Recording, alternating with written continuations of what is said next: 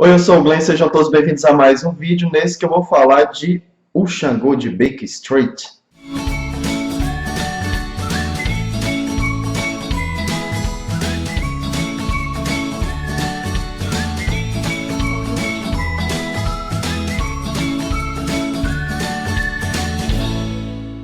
Galera, esse livro que é do Jô Soares, ele vai contar aqui com muito humor, com muita sagacidade, de forma muito inteligente, um cenário de história, humor e mistério.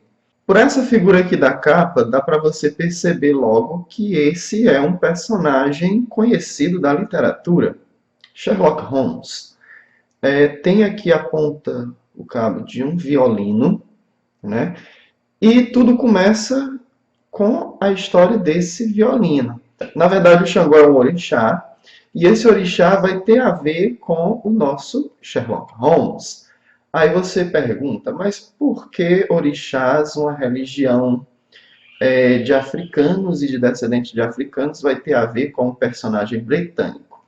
Acontece que o próprio Dom Pedro II, diante de uma série de crimes que estão ocorrendo no Rio de Janeiro no século XIX, o nosso então imperador convoca o Sherlock Holmes para resolver o mistério. Na verdade, dois mistérios. Um seria o sumiço de um violino valiosíssimo pertencente à baronesa de Avaré. Seria um Stradivarius, que é um violino raro e muito valioso. E o outro mistério seria uma série de assassinatos que vem acontecendo no Rio de Janeiro, pelas ruas do Rio de Janeiro, contra moças. E há uma série de detalhes a respeito das mortes dessas moças. Isso não é spoiler, o leitor logo no início da história já começa a perceber que o sumiço do violino com a morte dessas moças tem ligação. Até porque um dos detalhes que ele já deixa logo de cara sobre a morte dessas moças é que uma das cordas do violino é encontrada junto ao corpo das vítimas.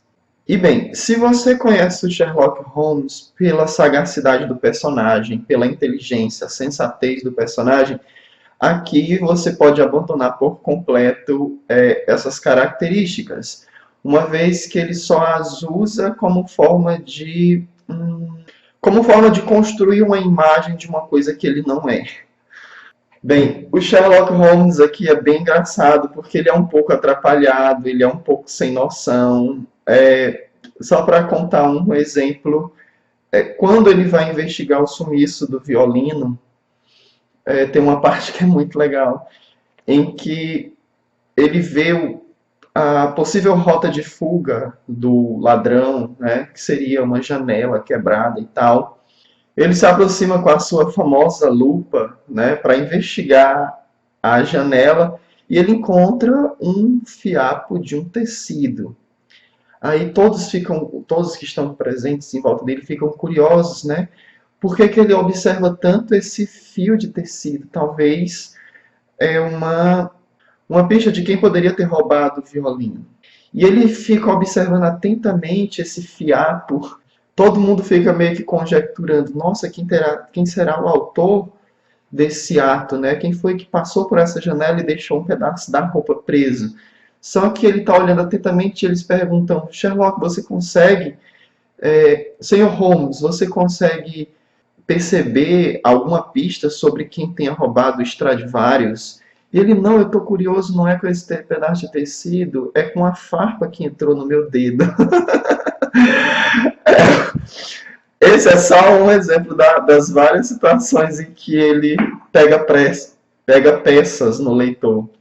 Logo no começo, para você conhecer quem é esse Sherlock, quando ele recebe a carta do Dom Pedro II convocando, ele está tomando seu café da manhã na companhia do seu caro companheiro Watson. Aliás, o Watson nessa versão é muito chato, é muito intolerante, intransigente, sabe, preconceituoso, é engraçado. E nesse café da manhã, a empregada que está servindo o café se aproxima e ele repara numa mancha amarela na roupa. E ele fala, minha senhora, você está mais uma vez contrariando as indicações do médico, você está comendo ovos quando não deveria comer. E ela pergunta, como você descobriu? E ele repara, porque eu vejo uma mancha na sua roupa. Aí ela, ah, tá, mas não, isso não é uma mancha de ovos, isso é um broche, eu herdei da minha mãe. E aí ele coloca, não, mas a minha dedução não está errada, a sua roupa aqui está, o seu broche aqui está. Nossa, e você já começa a se divertir desde o início do livro. E o mais legal é que você tem a impressão em alguns momentos de que você está ouvindo a voz do Jô Soares contando essa história. Mas enfim, Sherlock Holmes vem para o Brasil investigar o mistério dos assassinatos e logo chegando ao Brasil, se defrontando com a realidade brasileira do século XIX, é muito interessante a forma como ele encontra os elementos, a forma como ele percebe os elementos que constituem o que é o Brasil. Né? Até as características culturais e que às vezes você faz, que te leva o leitor a compreender porque que até hoje nós temos alguns comportamentos, né? Que vem mesmo desde essa época do Império. E se socializando com os brasileiros, ele vem a conhecer personagens da história do nosso país e que todos aparecem aqui, participando das rodas literárias, das rodas de boemia. Você encontra a Chiquinha Gonzaga, o Olavo Bilac, você encontra e vários outros personagens da literatura, da música brasileira. É muito legal ver esse pessoal participando de uma história, mesmo que seja fictícia.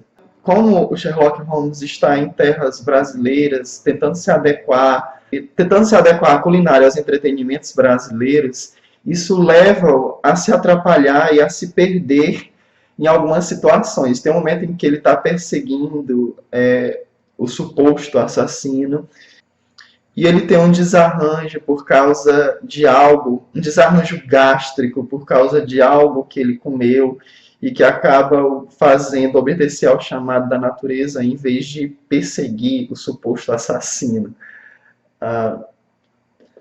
E a situação em que acontece, o local em que acontece, sabe? Todo aquele clima de tensão, de perseguição, dão vazão a um novo clima de gargalhada, de humor. É muito legal. E assim, o assassino, ele meio que tira, você não, até o final da história você realmente não sabe quem é, e ele fica tirando sarro do delegado, do próprio Sherlock Holmes, através de pistas que ele vai deixando e ninguém consegue descobrir quem é o assassino, né? O que eu posso dizer é que ele estava sempre por perto, por ali participando das rodas de conversação. E tem assim algumas cenas clássicas que não teve como não colocar no filme, porque tem o filme desse livro, sabe? A cena em que o Watson é incorporado pela pomba-gira lá no terreiro de Macumba. É nesse momento que você compreende porque o Xangô... Uma pomba-gira? Esse moço é Que isso? efeminado. Não, é inglês. E a cena em que ele vai fazer orientações para que o Sherlock Holmes não tome a aguardente brasileira pura, né? Que ele coloque limão e açúcar, né? Nesse momento o Watson está vestido de caipira. A pessoa que está servindo a aguardente batiza aquela bebida de caipirinha, né? São situações muito icônicas, sabe? São situações muito, muito peculiares da escrita do Jô Soares e que eu gostei muito. E o livro tem um mapa do Rio de Janeiro, dessa época do século XIX, com as ruas, a nomeação das ruas, dos morros e dos locais onde acontecem algumas cenas para que o leitor possa também se situar onde é que está acontecendo a história. Eu achei muito legal. Quem me deu esse livro foi meu amigo Sidney. E eu gostei muito da história, gostei muito de ler Jô Soares. Brevemente já quero ler O Assassinato na Academia Brasileira de Letras. Gostei tanto desse que já estou ansioso para ler esse aqui. Mas enfim, vai ficar para o ano que vem. E é isso, minha gente. Se você gostou, por favor, dê um like. Aqui embaixo estão as outras duas últimas resenhas que eu postei no canal. Se você não se inscreveu ainda, se inscreva no canal. Comentários são sempre bem-vindos. E até o próximo.